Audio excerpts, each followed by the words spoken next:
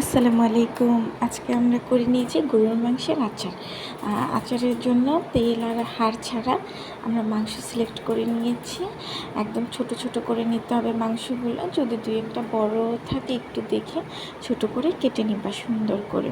আর অবশ্যই কেটে অনেক সময় মাংসটা পানিতে ভিজিয়ে রেখে তারপরে নিতে হবে, যাতে ভিতরে রক্তগুলো চলে যায়। এরপরে আমি আদা বাটা, রসুন বাটা, আমি সব মশলা একসাথে ব্লেন্ড করে নিয়েছিলাম।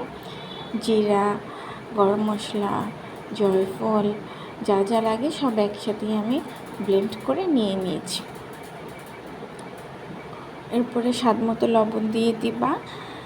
একটু খেয়াল রাখবা লবণটা যেন বেশি না হয়ে যায়, তাহলে ভালো লাগবে না। লবণটা যেন স্বাদ মতো অবশ্যই হয়।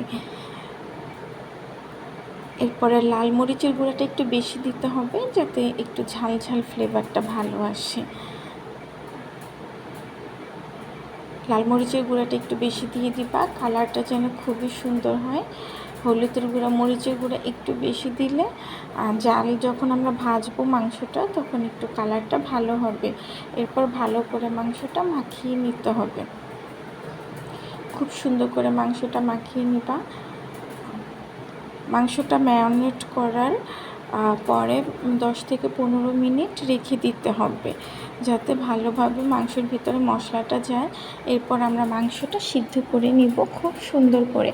একদম নরম হতে হবে মাংসটা যেন একদম নরম হয়ে যায় এই সিদ্ধর মাধ্যমে।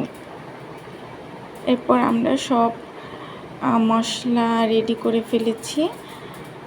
এখানে আছে সরিষাটা একটু আধো আধো ভাঙা করবে, পুরোপুরি ভাঙা করবে না।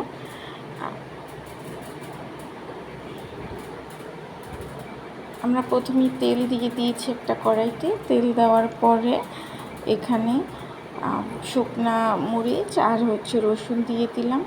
আর অতিরিক্ত ভাজা যাবে না রসুনটা, তাহলে দেখা গেছে যে পাওয়া যাবে না, গলে যাবে। এর জন্য অল্প ভেজে মাংসটা দিয়ে দিতে হবে। মাংসটা দেওয়ার পর নাড়াচাড়ার পরে এরপর আমরা দিয়ে দেব সরিষা গুঁড়াটা দিয়ে ভালোভাবে আচারটা নাড়াচাড়া করতে হবে। এরপর আমরা পাঁচফোড়নটা একটু আধো আধো ভাঙা করে নিব, পুরোপুরি মিহি করব না, তাহলে ভালো লাগবে না আচারটা। পাঁচফোড়নটা আধো ভাঙা করে এরপর পাঁচফোড়নটা দিয়ে দিব আচারের ভিতর।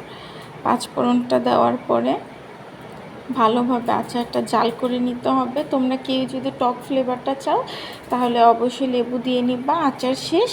এখন ভালো একটা কন্টেনারে বক্স করে নিবা, 6 মাস এটা খেতে পারবা। ওকে, আল্লাহ হাফিজ।